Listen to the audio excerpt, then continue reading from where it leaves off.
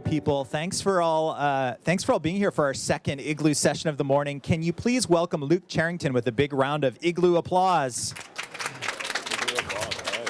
We're going to try to set the standard here in the Igloo. This is going to be a super warm audience. We're going to let you ask lots of questions, so get those ready as we chat. But I wanted to introduce Luke really briefly and then talk a little bit about what he runs inside Anheuser-Busch. It's called ZX Ventures. It's based in New York. I think not a lot of people know about ZX Ventures, so I'm super excited to learn more about it. Just introducing myself really briefly, I'm Scott Kirshner. I'm the co-founder and editor at Innovation Leader, which is a website and community that covers innovation inside large organizations, and we're one of the media partners of FEI, so super excited to be here today. Luke, why don't we start with a softball question, which is just tell us about your role and how long has ZX Ventures been around? Sure. So just a quick note on that. I run the Accelerator within ZX Ventures. ZX Ventures is a very large organization within ABI. It was formed about 3 years ago, and really it's kind of the disruptive growth arm, and then there's some different verticals within it that wouldn't necessarily fit in a core business like ABI. So there's a specialties in craft, which is like international craft beer, exporting things like Goose Island and the craft beer revolution outside of the U.S. There's e-commerce, which is basically selling things online.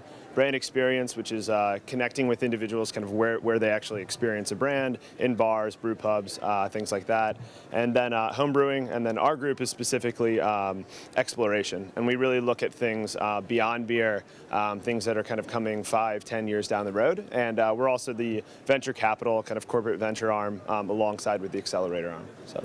And can I ask a dumb question, which is what does ZX come from or stand for? So I'm going to brutalize this, but the study of beer is ethnology, I believe, and X is exploration. So those are the kind of two together. All right. I'm pretty sure it's ethnology. It's probably something I should know.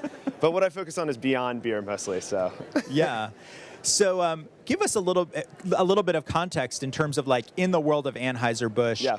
Like, what are the business challenges and kind of what are you trying to explore? Sure. So I think that ZX was kind of formed about the idea came up about 5 years ago, and the main thinking there was that there's these things coming down the line, like craft beer, that we don't necessarily have exposure to, and especially if you look like a company like ABI, right, which is the largest. If you drink a beer on planet Earth, there's about a 30% chance that it's ours. What's that? Oh, yeah, sure. There's about 1 in 3 chance that it's ours, and places like the U.S. or South America, that actually increases even more. You start to say, okay, if you're in an extremely consolidated industry, and you've kind of followed a private equity model over the last 20 years to go from a $200 million to a $200 billion company, where do you kind of grow, and where are the opportunities for organic growth? And in all likelihood, that over the next 5 years, 10 years is going to come from beyond beer, and especially that top line growth. So I think that's kind of the nexus of why it exists and kind of why it's necessary as well. And how do you guys define beyond beer? So is it like only liquids that are non-alcoholic, or is it food products? Is it beyond even food and beverage? So I think that's one thing. It was interesting hearing Jeff talk about it a bit this morning. You know, you look like a company like GE or even Pepsi or some of these other players, and they're very diversified. Even if it's just a beverage company, well, there's a lot of different areas you can get into. I think one thing within ABI is that we have core expertise that goes beyond beer. So whether that's fermentation technology, or you know, one thing I'll touch on today, it's out in the public, a company that we've organically created in the last year or two, basically takes our spent grain and turns it into a health beverage. So it clicks on a lot of things around protein and fiber and you know, better for you, things like that. That you know, really you wouldn't think that a beer company has expertise in that, cold chain distribution. But the fact of the matter is if you want to stay relevant, you need to look beyond what your true core capabilities, i.e. selling large volumes of lager, are, and start to actually create things in industries that are coming down the line that you have some right to play in.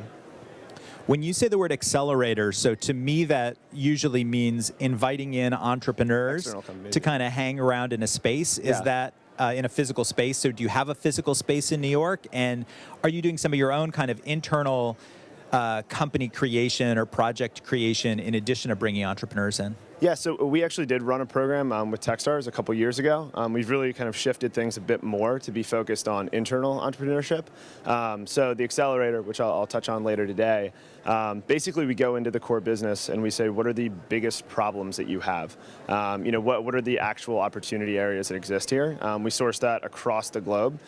Then we have the zones actually apply with the venture and give a full-time resource, a full-time employee. And we match them with kind of summer interns that come through as well. So it is 100% internal ventures. We still do invest in external ventures, but in terms of the very, very early stage, say tech startups or something like that, it's a little bit questionable as to how much we can actually do for them when they're at such a nascent stage. Yep. And what's your staffing like? So you said you bring in people from the business, a person from the business units to oversee the project, I guess, or be kind of a key to run player? it. I mean, really, you want them to be internal entrepreneurs. These are people that would potentially otherwise leave the company, or kind of as Jeff was saying, frankly, this morning, people who want to start companies or might be kind of drawn into that. You want to be able to give them the ability to do that inside of a large corporation. And what's your staffing like at the Accelerator in addition to the summer interns? Like, do you have kind of a core staff? We're a pretty lean organization, so the staff is, I can count them on one hand. Let's put it that way. But not one finger, one hand. Yeah, exactly. A little bit beyond that.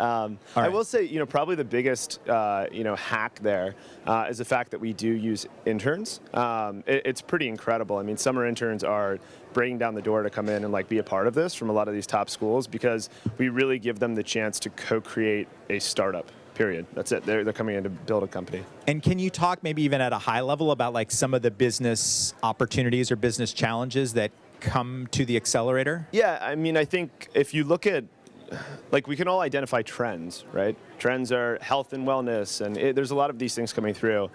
So we definitely have a lot of those that influence what kind of applications we accept and what type of things we're actually trying to create.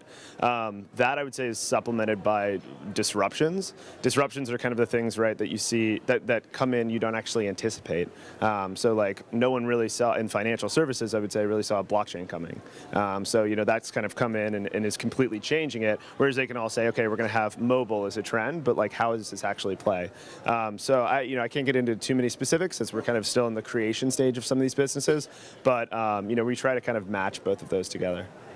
I'd love to take some questions from you. My last question is just talk a little bit about kind of the relationship, or have you thought through the relationship, once one of these projects has, maybe done some prototyping, done some testing at the Accelerator, have you thought about how it transitions into a real business or back into a business unit? Yeah, that's a really good question. We are still figuring that out. I think anyone who's kind of created these ventures inside of big companies would probably say the same. My background, I'm a former founder. I built software companies primarily, and then kind of moved over to the VC corporate side of things after about a decade doing that. So I feel the pain of trying to kind of co-create with external founders who want true agency, and trying to integrate these things back into the core. So I know that's kind of a non-answer, but the answer is it's really difficult, and it in large part depends on the type of business that you're creating or even investing in. So ABI, for example, might invest in something like a smart trucking platform that uses a big data to be able to intelligently route trucks. It's probably not a business that we would own. Maybe it is, but right now we'd think maybe not as much. Invest to learn. Whereas if we're investing in a beverage company, there's probably a much better chance that that's something that we would own and integrate into our core. So determining when that is the right time is definitely something we're still figuring out, but it does depend on the type of business. And just maybe just a follow-up geographically. So you're in New York, the Accelerator, and ZX Ventures? Yeah, so ZX is we have 2,000 people, including all the breweries and things like that inside of ZX. So it's definitely a global footprint. It's kind of run out of New York, though, yes. And are there other kind of key businesses of ABI that are in New York, or do you kind of need to think about what is the relationship to, Europe, to other parts of the U.S.? Yeah, I mean, if you look at something like craft beer, right, that's really that's bigger in the U.S. than anywhere else. So that's kind of the testing ground and where we'd export things. ZX is global. I mean, I think we have 10 offices around the country or around the world. Our team in exploration really kind of focuses a little more in the U.S. We can still invest internationally, but I think it's just in part the bias towards a lot of things happening here and frankly the deal flow that we see. Cool. I would love to hear some questions that are on your mind. Yeah, go ahead, Deb. Hi. My question is, how do you screen different ideas within the company to decide what you want to invest in? What does that look like? What kind of process do you have to go through? And then as a follow-on to that, once they start that process in the accelerator, what kind of time frame are, this whole fast-fail thing? So how much time are you investing in each of these ideas before you determine, hey, we need to pivot or we need to kill that idea, good idea, bad business, Yeah. And let me just repeat real quickly. So kind of screening the ideas and I guess choosing what you're going to work on at the accelerator, and then also kind of time frame of how much time invested until is this going to continue to be built or is this going to sort of drop out of the program? Yeah. Well, for the first part, for like how we actually take the ideas in, we go into the core business, and just to be clear, right? Innovation and the core business they do great, right? They can create Bud Light into Bud Light Lime, and I don't say that facetiously. Like really, that's like a massive multi-billion-dollar business. But that's somewhat incremental. It's line extensions. It's kind of within that area. So if somebody applies to us saying like, "Hey, we should really make Bud Light orange or grape or something," we would say, "Guys, that's 100% talk to the core innovation team." It's not something that we really want to play in. We look for things that have either or both a high degree of technical and market uncertainty, which sounds risky, but frankly, that's why we exist. We exist to be able to validate that those are the worthwhile businesses because we don't really have a vehicle to do that inside of the core business right now. So that's kind of one. And the other big thing is really size of prize. If somebody comes in and says, this is we want to be able to see that this is going to be a multi-billion-dollar kind of top-line growth venture coming down the line.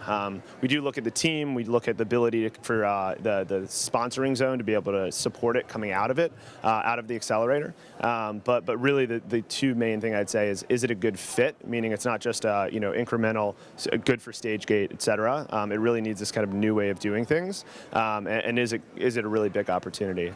So the second part was about what happens after the accelerator, sort of, right? Timeline, yeah.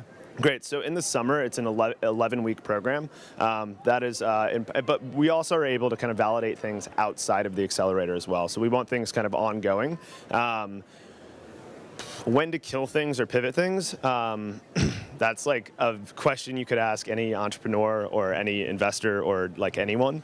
I think for us, the one thing that we definitely encourage is for them to find commercial truth.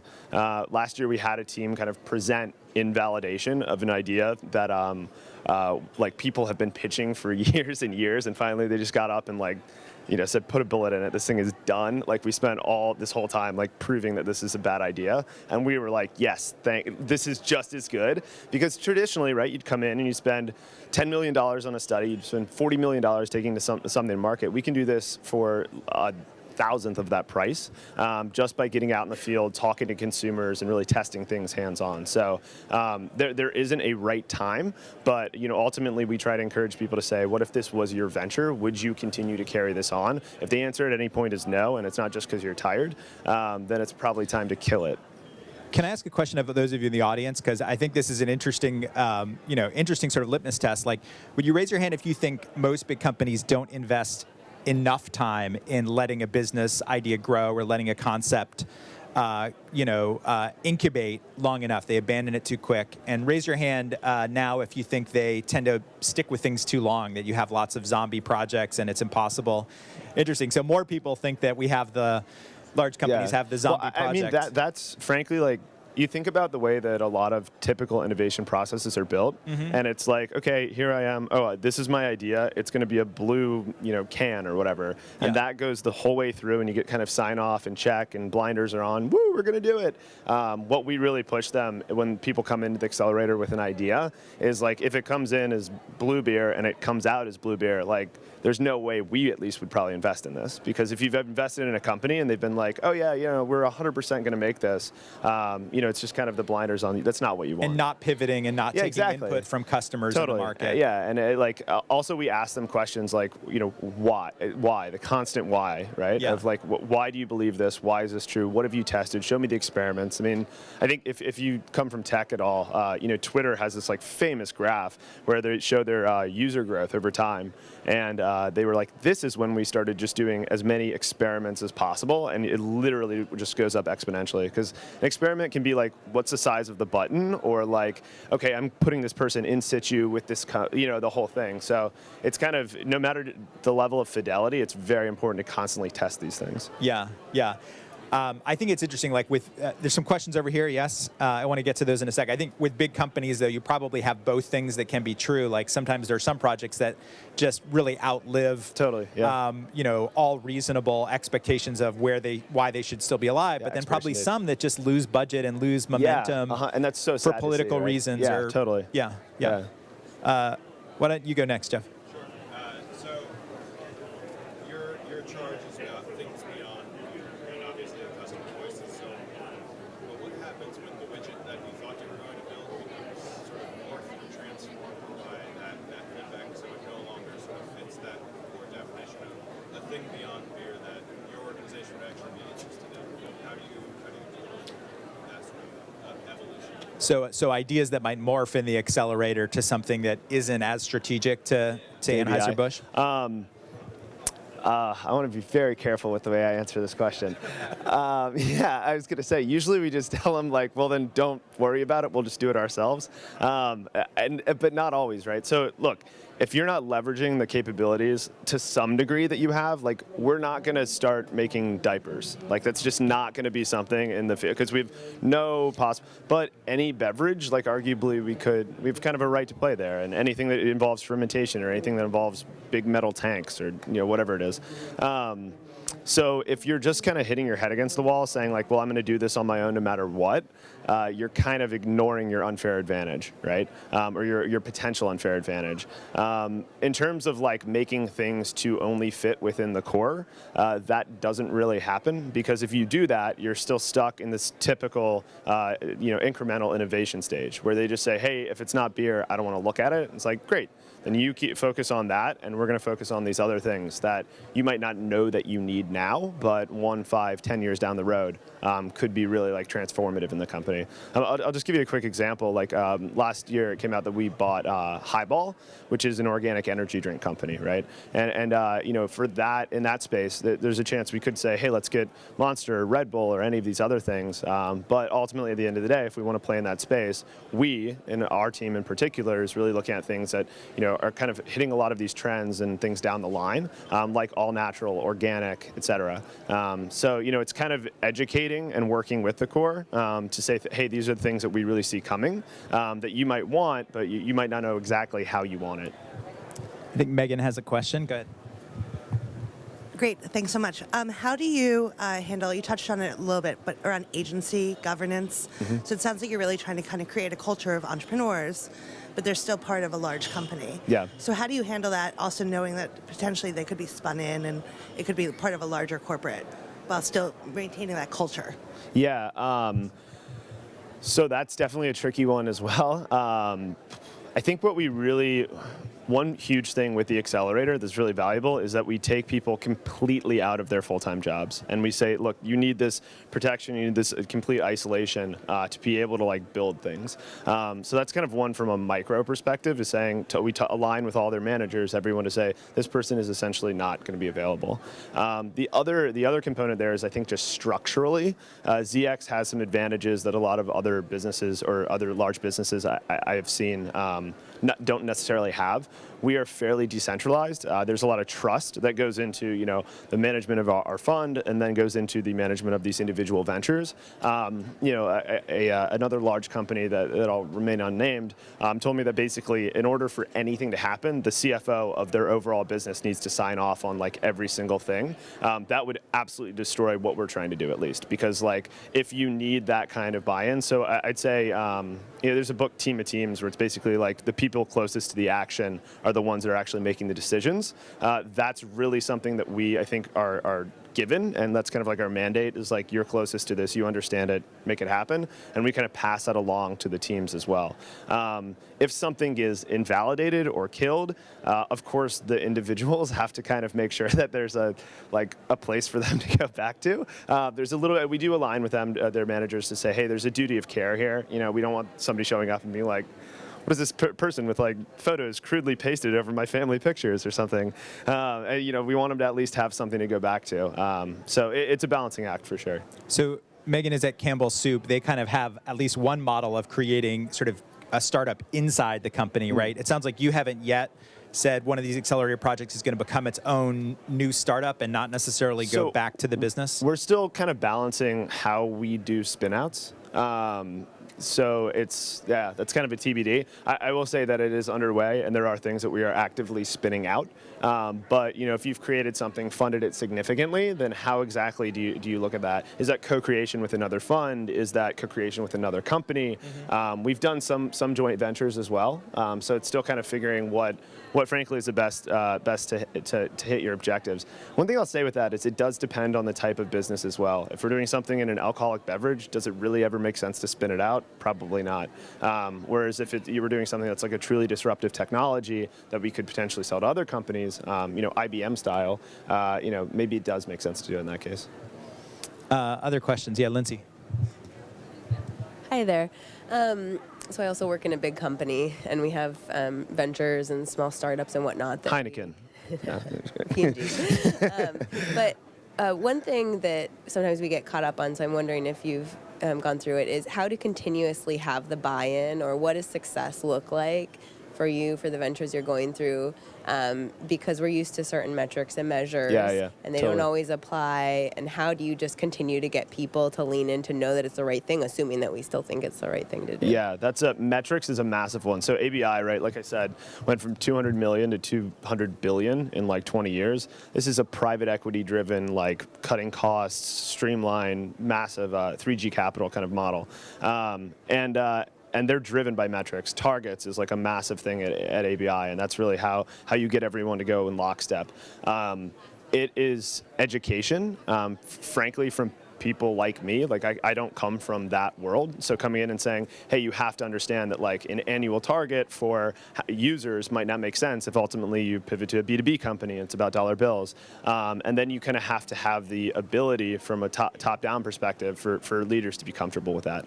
I would say that ours are and have become a lot more open to it, but it's definitely a buy-in thing. How do you get that buy-in? I think is by proving success and showing that what you're doing actually works. So if you say, hey, look, if we go out and talk to consumers, if we put these things in front of them and we see rate of sale that's higher, those are the metrics that you can understand, but understand that we got there by saying that there are known unknowns here. And like, we're going to mess up, we're going to fail, we're going to pivot. If that's okay, if you're not okay with that, then, in my opinion, you'll be doomed. But if you are, then, accept it. As I was preparing for this chat, Luke, I learned about the 3-tier system, I guess, in alcoholic beverages, which I know Dan and probably smarter people already know about. But the idea that you guys are a manufacturer of beverages, that there are distributors, and then there are retailers.